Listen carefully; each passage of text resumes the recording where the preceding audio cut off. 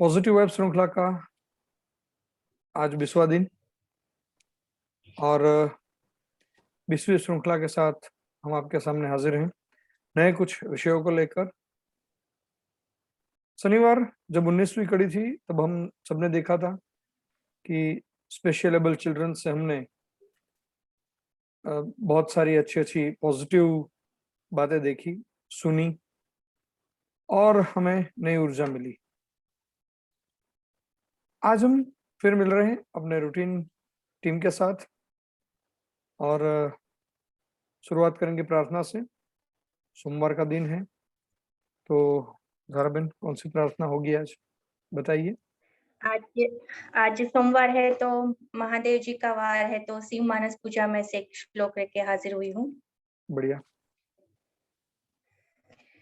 आत्मा त्वं गिरिजामति सहचरा प्राणा शरीरं गृहम् पूजा ते विषयोपभोगरचना निद्रा समाधि स्थिति सच्चार पदयो प्रदक्षिण विधि स्तोत्राणि सर्वा गिरो यद्यत् कर्म करोमि तदखिलं शम्भोत्तवाराधनम्।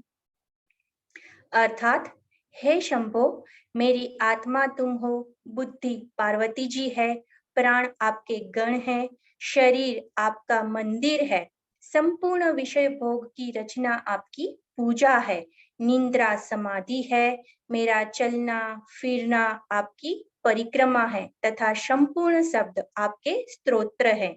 इस प्रकार में जो जो कार्य करता हूँ वो सब आपकी आराधना ही है। धन्यवाद धारा बहन। भगवान शिव को मानस रूप से हमने आज याद किया बहुत अच्छे से, तो धन्यवाद आपका।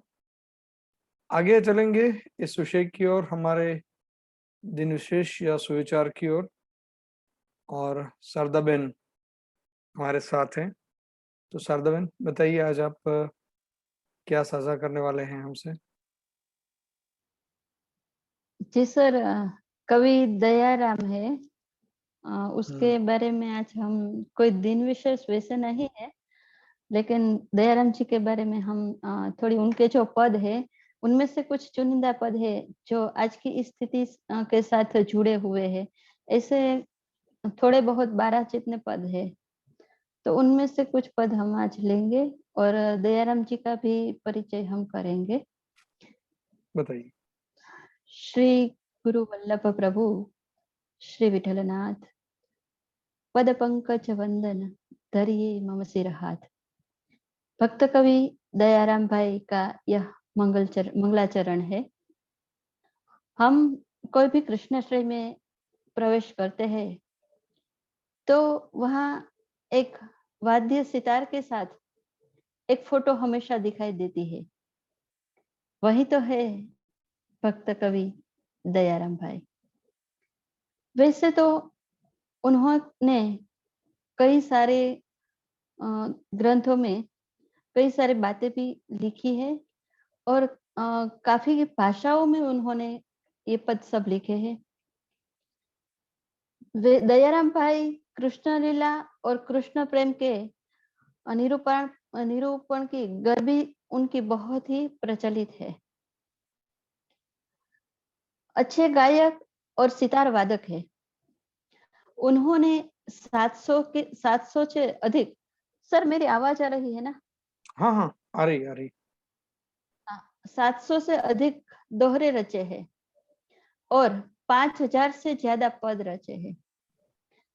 भक्त कवि दयाराम भाई कृत संकलित ये पद है जिनमें से हम कुछ पद आज की इस जो महामारी के दौर से हम गुजर रहे हैं उसके लिए हमें बहुत ही उपयोगी है। ऐसे कुछ चुनिंदा पद है और उससे भी ज्यादा थोड़ा बहुत उस पदों का 1-2 पद ही है, बाकी उनका पदों का सिर्फ वर्णन लिया है।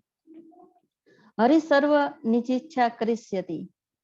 आज हमें एक प्रश्न हो रहा है, हर हमेशा हम एक बात कर रहे हैं कि ये महामारी कब जाएगी, कब फिर से जैसा था वैसा होगा।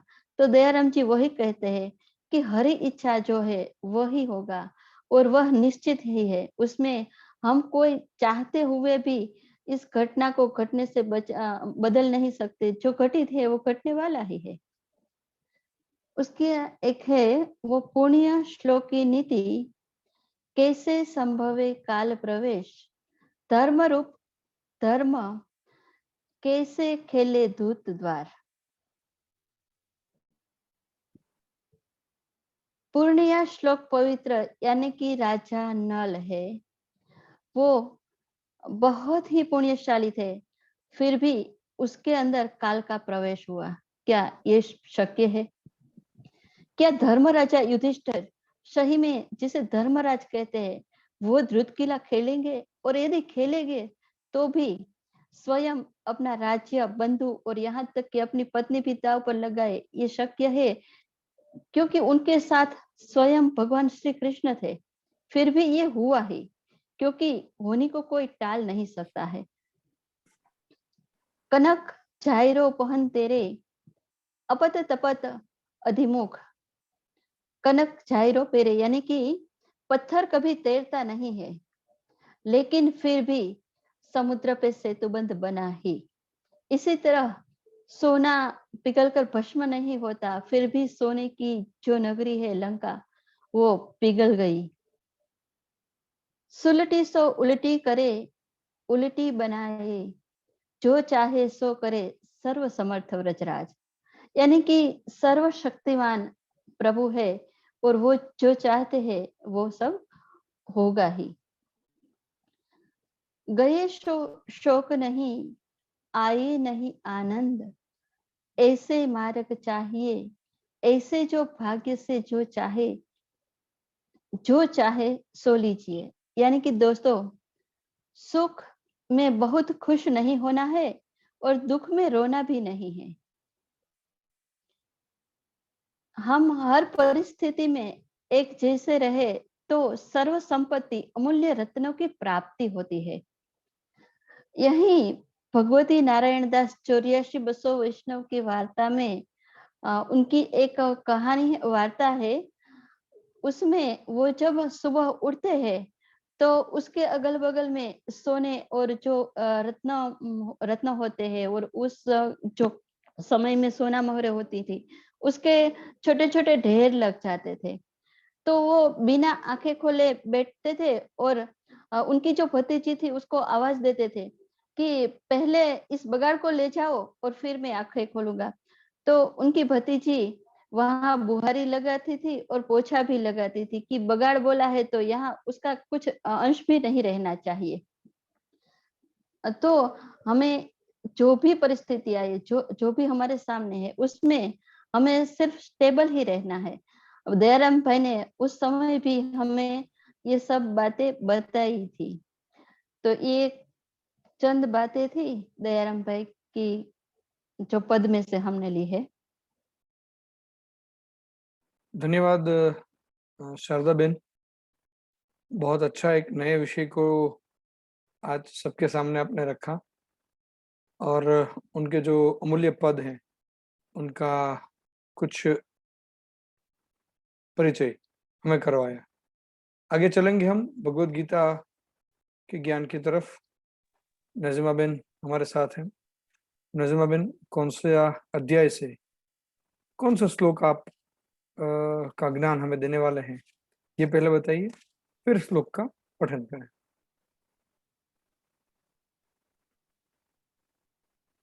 ओम जय श्री कृष्ण। आज मैं गीता जी के तीसरे अध्याय का 7वां और 8वां श्लोक आपके सामने अनुपठन करूंगी। यत्स्वेन्द्रियाणि मनसा नियम्यार्यभतेऽर्जुन, कर्म इंद्रिय कर्मयोगम् असक्त सवशेष्यते। नियतं कुरु कर्म त्वं कर्म ज्यायोय कर्मणम् शरीर यात्रापि च ते न प्रसिद्ध्यये कर्मणम्। अर्थात किंतु हे अर्जुन, जो पुरुष इंद्रिय को वश में करके अनासक्त समस्त इंद्रियों द्वारा कर्म योग का आचरण करता है वही श्रेष्ठ है। तू शास्त्र में कर्तव्य करना श्रेष्ठ है तथा कर्म न करने से तेरा शरीर निर्वाह सिद्ध